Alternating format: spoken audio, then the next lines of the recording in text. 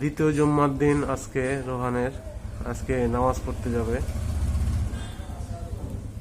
আজকে নামাজ পড়তে গেলে তুমি ইয়া করো কিন্তু, হ্যাঁ? কোথাও যায় না, কোথাও যায় না কিন্তু, ঠিক আছে?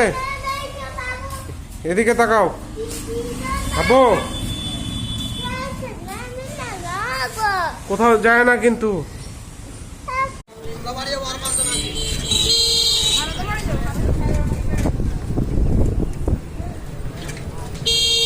শুক্রবার দিন ধ্যান পাওয়া